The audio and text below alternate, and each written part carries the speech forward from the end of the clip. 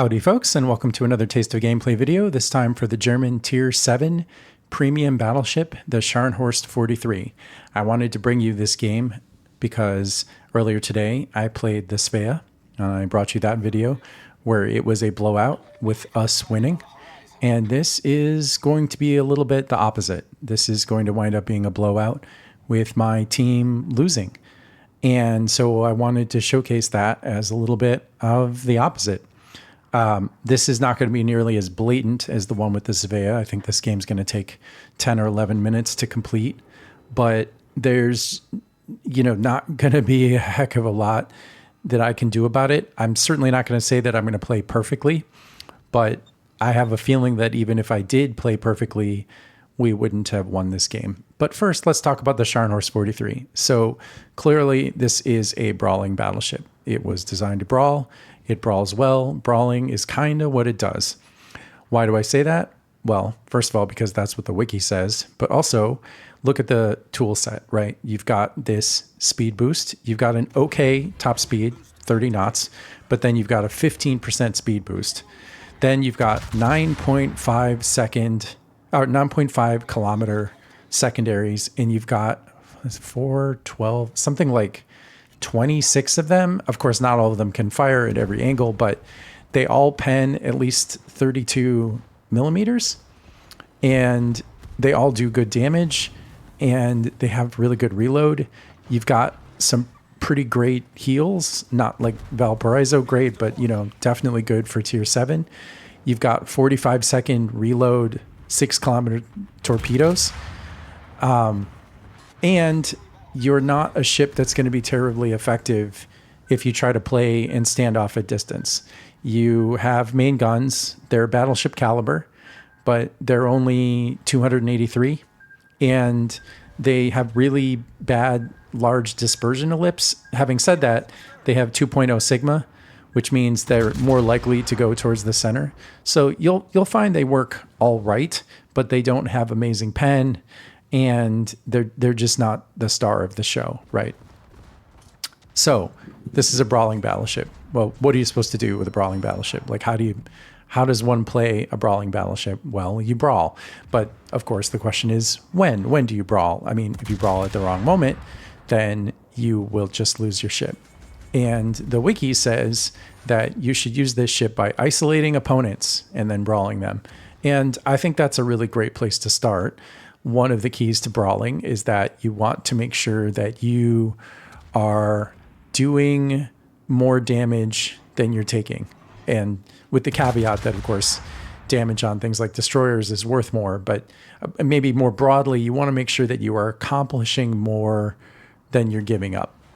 The challenge with a ship like the Scharnhorst 43 is to not just tactically win, but to like strategically win. And what I mean by that is, as we watch that Gade take a torpedo, what I mean by that is, as you get to be a better player, you want to get to a point where you're having strategic impact on the game.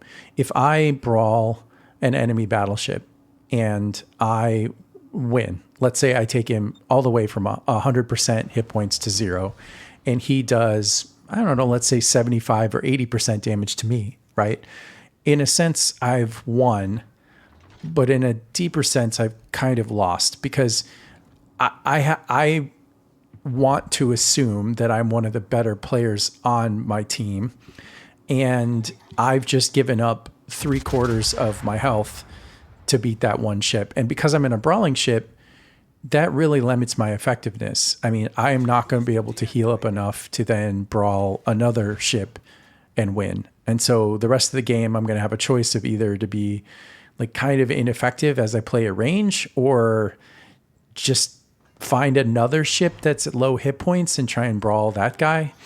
Anyway, my point is I can have some battle impact that way, but it's going to be challenging, right? So that's not quite what you want. What you want is to brawl, for example, in situations where the enemy can't do damage to you. And how does that work? Well, one thing is you can brawl destroyers and then don't get hit by their torpedoes, right? I mean, destroyers just can't do all that much to you, right? Like you can brawl a destroyer, do a lot of damage to them if they let you, and not take all that much damage in return. Kind of works a little bit with cruisers as well. You can brawl targets that for some reason can't shoot at you. Maybe you're in smoke.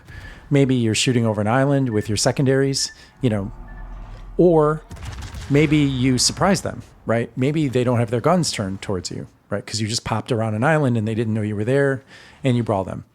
Or maybe you just have an overwhelming advantage, like you are firing both sides of your secondaries at once at short range targets, and you're just pumping out like a ton of damage. And by the time they can take a beat on you, you've done so much damage that it's totally worth it. And they get like one shot on you, but let's say you kill 2 ships. Like right here, I mean, this is a great trade for me with this mass, right? He can do almost nothing to me, and I've already done a whole bunch of damage to him, and there's more to come, right? Don't be afraid, by the way. I mean, this is generally true, but it's even more true in the Scharnhorst 43. Shoot those battleship guns at destroyers, man. Shoot them at destroyers. Like, right? Look at that. And it's so, so valuable to sink destroyers. I mean, unfortunately, this game is out of hand already. There's just not much I can do. But, if there was a path back to victory, it would be sinking all the destroyers first. So is the Scharnhorst 43 a good ship? Yeah, it is.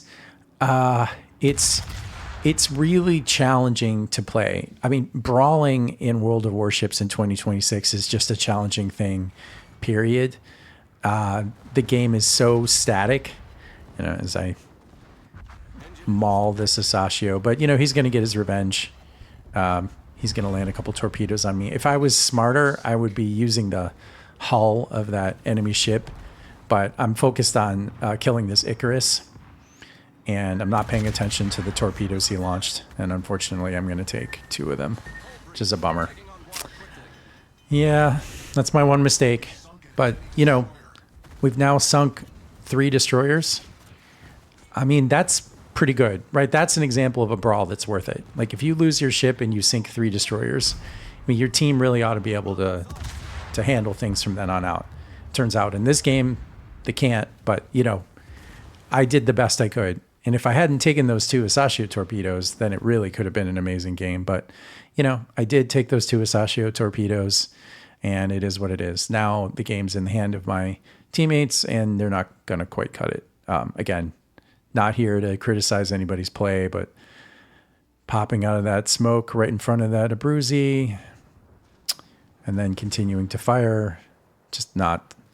I mean, the El Torrigo is a tough ship to play even on the best of days, and I'm certainly not going to throw that guy under the bus. It wouldn't have helped even if he got away, but he didn't get away.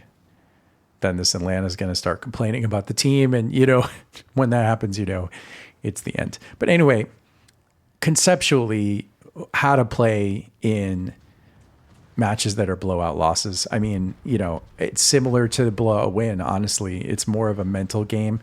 You really just have to remind yourself that you're doing the best you can. You have to just get yourself mentally ready for the next game. Accept the fact that even amazing players have win rates of like 65, 67%. I mean, that's like super unicum, best of the best. And that means that over a third of the games that they play in, they still lose. And that means there's nothing you can do. Like a 55, 56, 57% win rate in this game is considered pretty darn good. And that means your edge is only 6%. Like you're only winning 6 or 7% games more than a coin flip. So, just take that to heart and remember that roughly a third of the games you're in. I mean, I use the rule of thirds. A third of the games I'm in are going to be games where I don't have much control and we win. A third of the games we're in, I don't have much control and we lose. And then a third of the games we're in, I can really make a big difference in the outcome of the game. And that's just the way, really, honestly, any multiplayer game works. It's why I don't fault people for trying to pad their stats, for example, because, it is what it is. You've got to play for something. There's going to be so many games where that's all you have to play for. So, it's important to just have fun. I mean, that's part of it, right? You have to have fun in games that are blowout wins and blowout losses. And blowout wins is easier, obviously, because you can just tell yourself, well, it's fun to win, which it is. Blowout losses are harder because you're like, oh man, is there something I could have done? Like I could beat myself up about taking those Asashio torpedoes, but I mean, that's what the Asashio was best at, right? He was at super short range. I have no hydro. That's one thing about the Scharnhorst that I wish it had hydro, but it doesn't. So, it's not terribly surprising that he landed those torpedoes. From the Asashio player's point of view, he might be sad that he didn't land more torpedoes and get the kill on me, right? So, it's all relative. Anyway, that's the Scharnhorst 43. It's a good ship. Do I recommend you get it? Sure, if you enjoy brawling, as long as you mentally make sure to remind yourself that brawling often doesn't work. And if it's fun, that's great, but there's going to be games where you're just not going to get to brawl or it's not going to work, like this one. And that's it for the Scharnhorst 43. I'll see you guys in the next video.